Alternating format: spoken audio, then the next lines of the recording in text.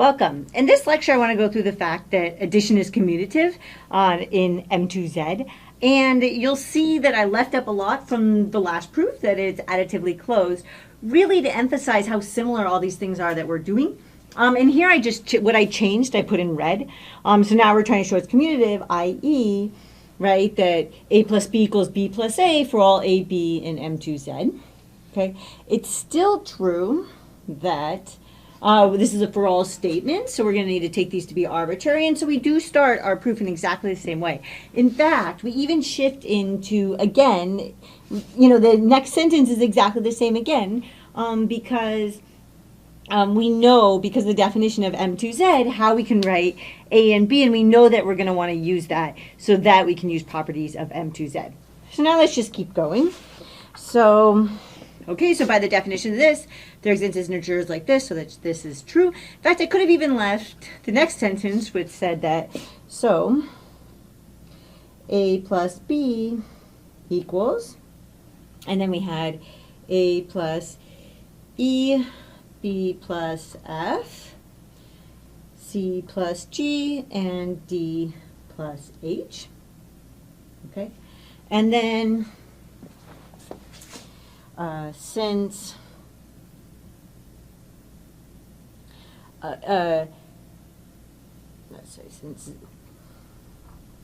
since Z is additively closed,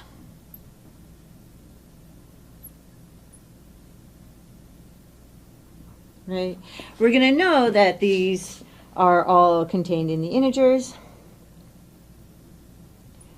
B plus f. It's got a little bit sloppy there, sorry. So we have a plus e, and then we have b plus f, c plus g, and d plus h. Okay, since Z is additively closed, these are also in the integers. And then you can, since addition is commutative in the integers,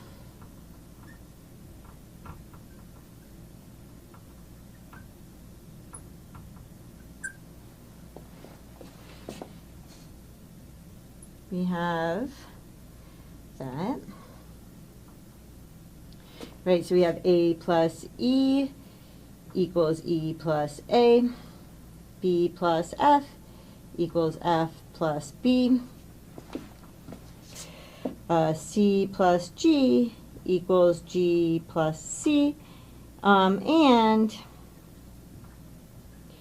d plus h equals h plus d, right? Thus, right, so what does that tell me?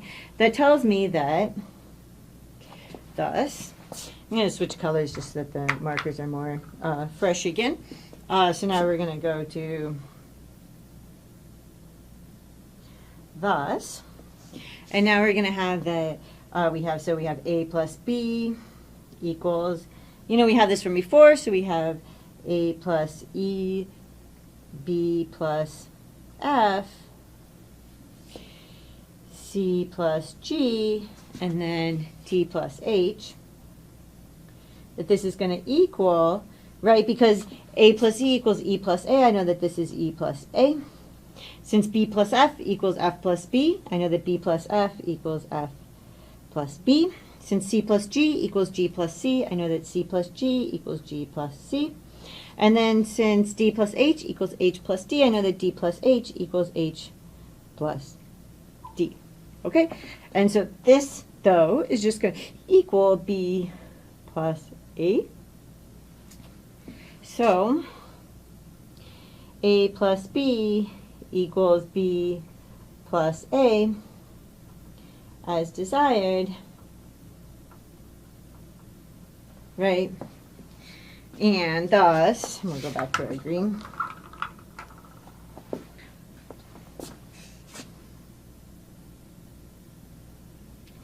And thus, by the arbitrariness of A and B,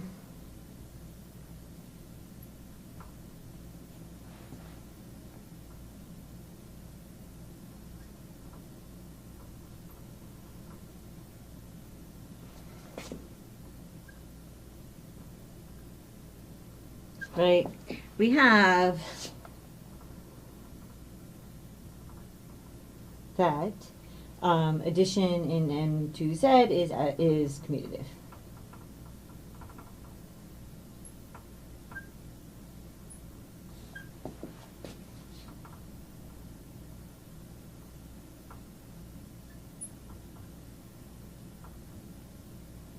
Okay, so just to kind of recap, I mean, most of what we're doing is almost exactly like what we did last time. These are arbitrary elements, so, right, it's a for all statement, so we need to show this for arbitrary elements, which we do.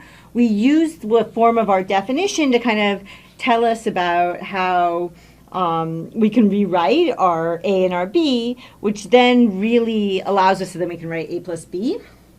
Now it's written in some form where I can use properties of the integers, right, in order really to get the commutativity here that we need, okay? I hope that made some sense and was helpful, and now you'll go and do a whole bunch of these on your own, and I will see you in the next lecture.